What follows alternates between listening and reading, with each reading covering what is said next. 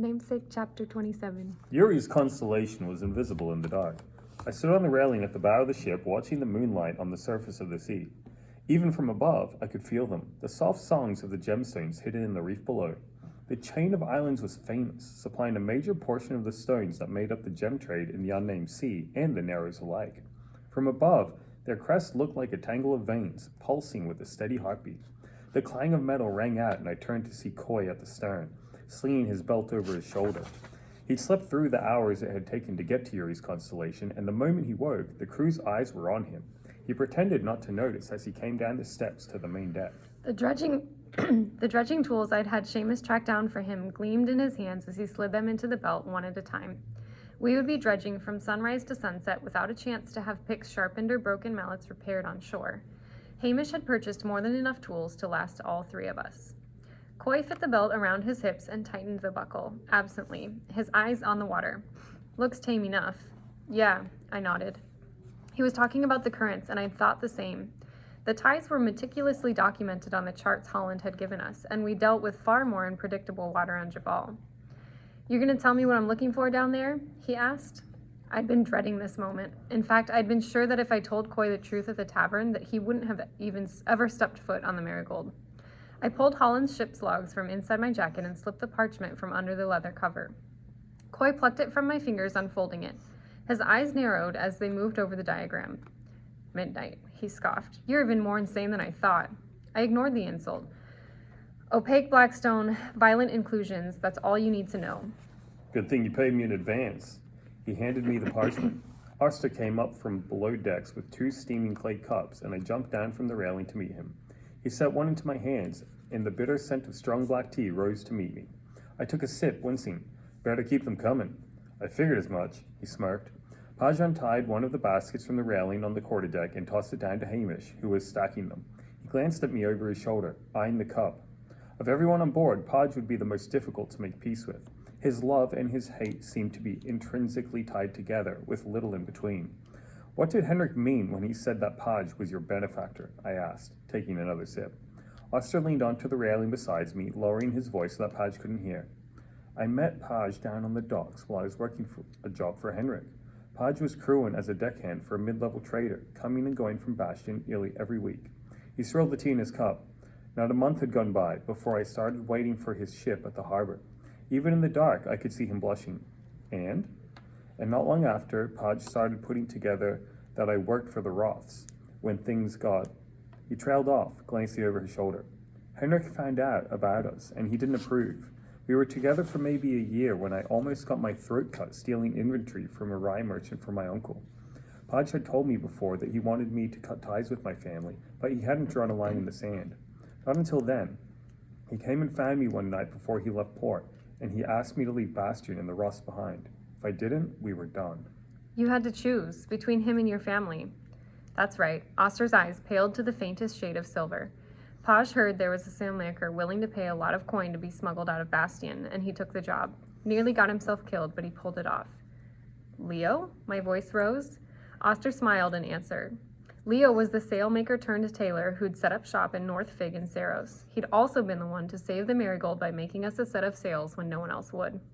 He'd gotten into some kind of trouble with Holland and needed to disappear. Paj showed up at my door a few days later with 3 purses of coin and said he was leaving the unnamed sea and not coming back. He gave me a day to decide. "And you just disappeared without anyone knowing?" "No one except Ezra. He was there the night I left, but he let me go. Pretended like he didn't see me climbing out the window. If he told anyone I was gone, I wouldn't have made it out of the harbor." So there was more to Ezra than Henrik and the Roths. "Would you ever change it? Go back and stay with your family?" "The Roths share blood, but they're not my family." I didn't press. Something told me if I did, it would unearth whatever Oster had buried when he left Bastion behind. But I wouldn't. He leaned towards me, pressing his shoulder to mine. "You know, go back. Change it." I swallowed down the urge to cry.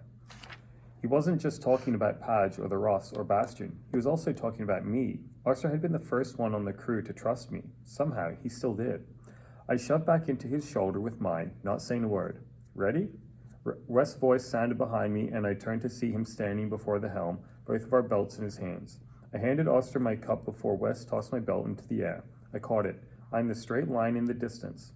Daylight was already swelling into the inky black sky, and in a few minutes the sun would appear like liquid gold, wavering on the seam of the horizon. Up on the quarterdeck, Podge and Hamus were loosening the lines that secured the tender boat and dropping it into the water. "I'll mark, you follow," I said, repeating the plan as I buckled my belt around me. I'd work my way down the reefs in order, flagging areas that could hold the midnight with strips of pink silk I'd torn from Holland's frock. West and Coy would follow, dredging. When we were finished with one reef, we'd start the next. But there were over 20 in the tangle of banks and ridges below. We'd have to get through at least 6 a day if we were going to finish in time to meet Holland. When I get to the end, I'll double back to dredge. I raked my hair to one side, braiding it over my shoulder and tying it off with a strip of leather. Willa came down the steps with the oars to the tender boat. When Coy reached for them, she dropped them on the deck between them. He grinned at her before he bent low to pick them up. I'd been worried that problems would arise between the crew and Coy, but he looked more amused by Willa's antics than he was annoyed. Still, I couldn't afford for any of them to get under his skin. The last thing I needed was for him to draw his knife on someone.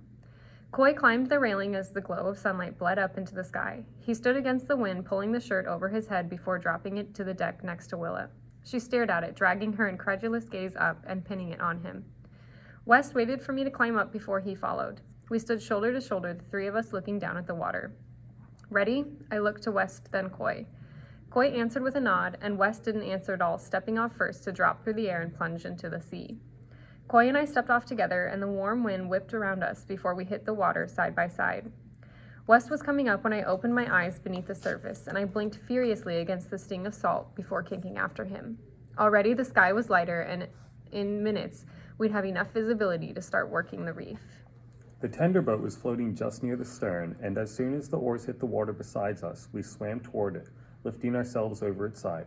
The reef system grew more twisted beneath us as Coy rowed toward the island, and the crew watched us silently from the port side above. These waters were too shallow for the Marigold, so they'd have to stay anchored in the deep.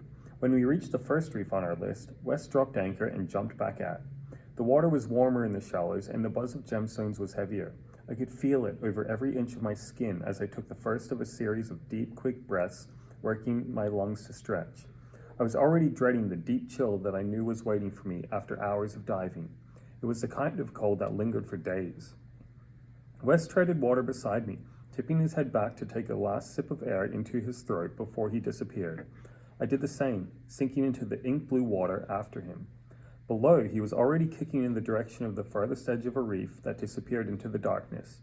His hair rippled back from his face as he wove between beams of sunlight, and I let myself float down until I felt the pressure of the water rise. The reverberation swelling around us was like a chorus of 100 singing voices, blending in an unsettling tone I've never heard before, like the sharpest strike of metal felt deep in the bones. This was an old reef, wrought with time, and the color of the rock bled one to the next like the haphazard patchwork of the rye fields north of Saros. West reached the tip of the reef, and I watched his hand drift out to touch the shelf of ancient coral gently. There was evidence of dredging all along its ridges, but this reef was a monster, regenerating at a pace that made each break in the rock glow white with new growth. Fish swarmed around pointed crests where delicate sea fans, bubble coral, and purple death anemone were scattered in brilliant shapes and colors. Somewhere in the tangle of shoals, Isolde had found midnight. The tips of West's fingers grazed my arm as I sank below him to the tip of the ridge. The color of the sea bottom told me that the bedrock was limestone. Caches of calcite, fluorite, and onyx would litter the reef in pockets, and I could hear their distant calls all around me, humming from where they lay beneath the rock. I set my hands on the shelf before me and closed my eyes, letting a string of bubbles trail up from my lips. The place between my eyebrows pinched as I listened, sorting through the sounds one at a time, until I found the deep, resonant ring of something that didn't belong.